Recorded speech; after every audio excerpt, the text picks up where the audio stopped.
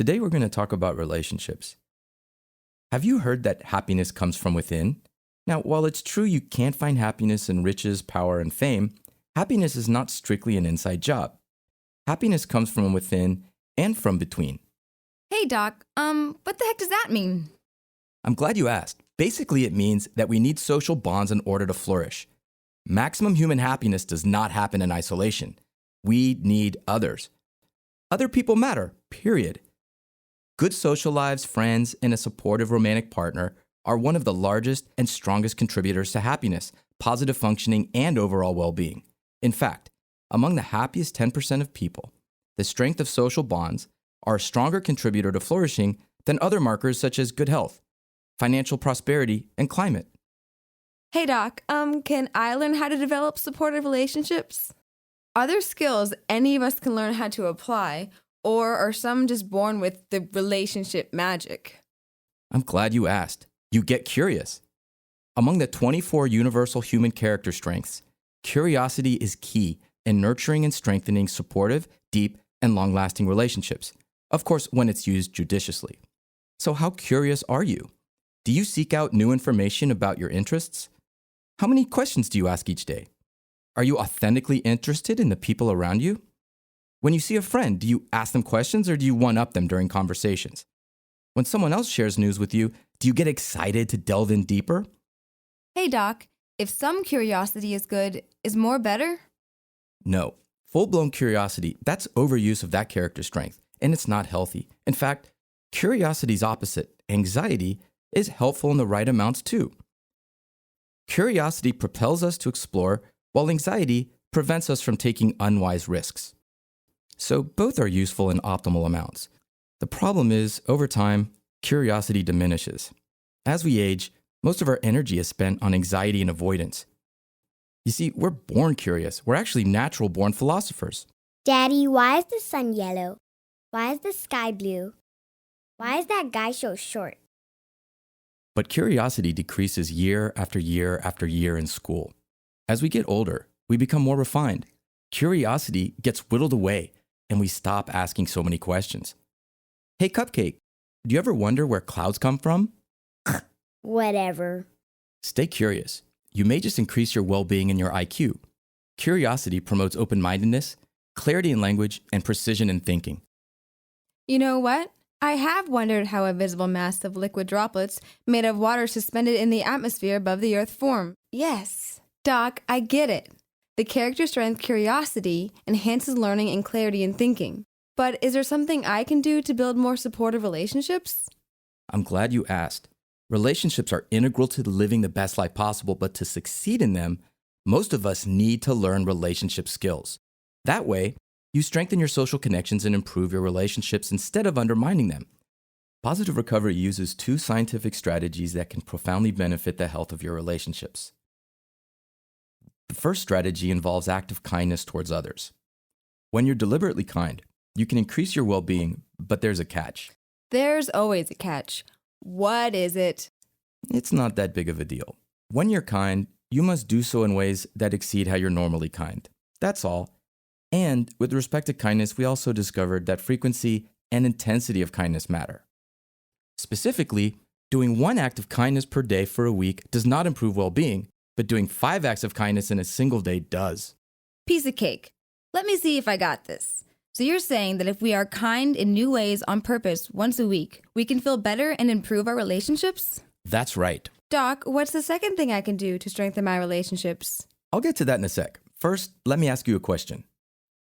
When people get married, they take vows to support each other for better or for worse. Is it more important to learn how to be there for others when things are better, or is it more important to be there for others when things are worse? Being there for worse, of course. Everyone knows that. Well, then you'll be surprised to learn that being there for others when things are better is the better strategy. If your partner feels validated when they share their good news with you, chances are that your relationship will be more fulfilling and last longer than if you do a great job responding to bad news or if you fight well. In order to strengthen your relationships, you've got to learn how to respond to others when they share their good news with you. Think about it. When something good happens to you, who do you share it with? I would guess that if your friend Bob generally responds to your good news with one-upmanship, you're probably not choosing him.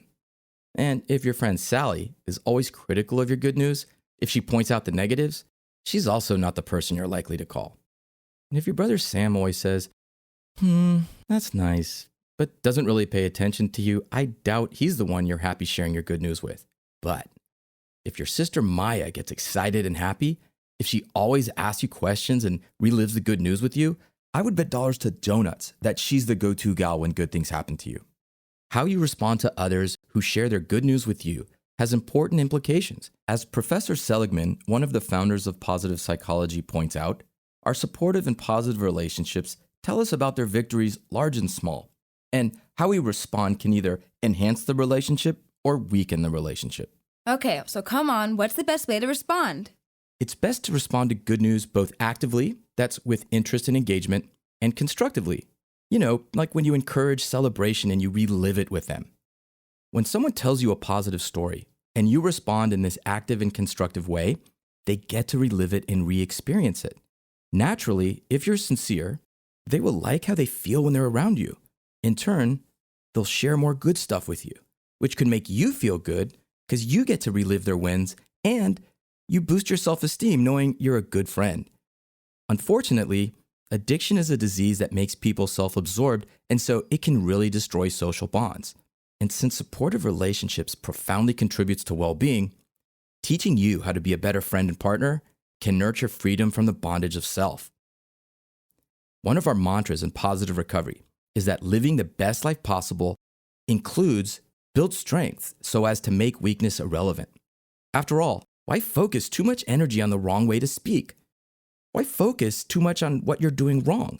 It just doesn't make sense. On this point, Dr. Seligman points out that business as usual has been almost exclusively concerned with identifying problems and trying to make them less problematic. Traditional ways of talking about social support involve times when others share their stress, worry, or bad news with you. Think about this too. Traditional marriage counseling usually consists of teaching partners to fight better, turning an insufferable relationship into a barely tolerable one. Active constructive responding is scientific. Relationships are stronger and last longer when each partner feels the other reacts well to them when they share their good news. High responsiveness causes couples to feel more connected to one another. If your partner gives you active constructive responding, you'll likely feel more connected to them. You'll be more satisfied in the relationship, and you'll enjoy more intimacy and trust. In addition, when your partner gives you active constructive responding, there are fewer conflicts and there will be more overall well-being. Conversely, relationships are dissatisfying and don't last long when people don't feel their partner is responsive. So what is active constructive responding already, Doc? I thought you'd never ask. Let's review the 4 types of possible responses. The first one, active constructive, is when you give enthusiastic support. The second one, passive constructive, is when you're quiet and it's understated but still supportive. Third, active destructive is when you actually demean the event or you one-up. And 4, passive destructive, when you completely ignore the event altogether. This does make a lot of sense. Responding in the right way increases the memory of the event, enhances its importance, and shows my friends that I understand and that I validate and care for them. Hey, can we practice? Sure. Next, you'll see a couple of friends model each type of responding style.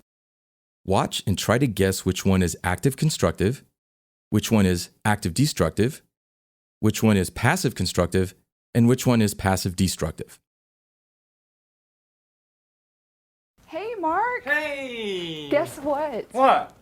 I passed my state exam. Oh my gosh, I cannot believe So it! excited. Oh, I'm excited for you. I just focus on my hours. Gosh, that is so great. Oh, I can't wait to tell everybody. I'm so excited.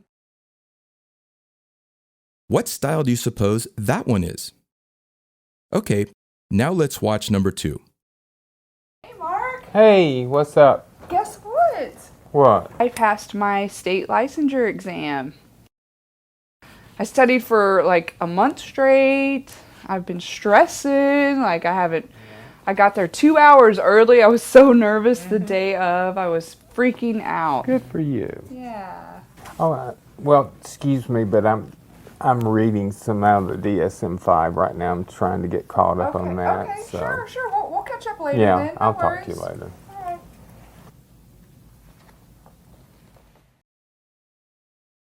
What style do you suppose that one is?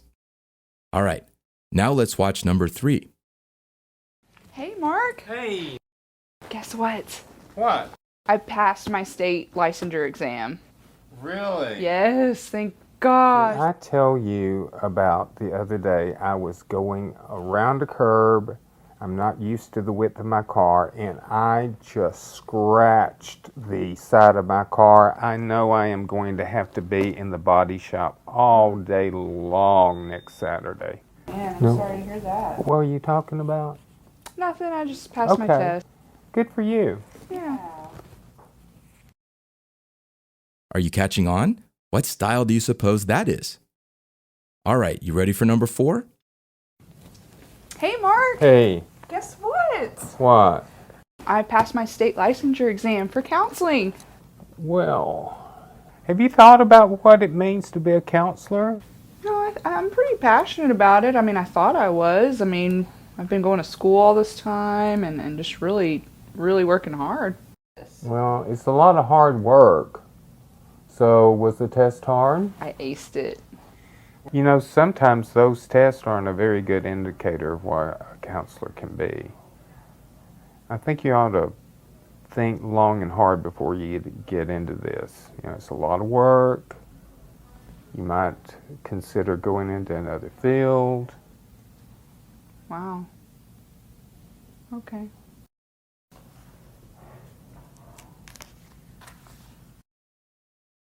Okay, you should be pros by now. What style did you just see? Now, let's see how you did.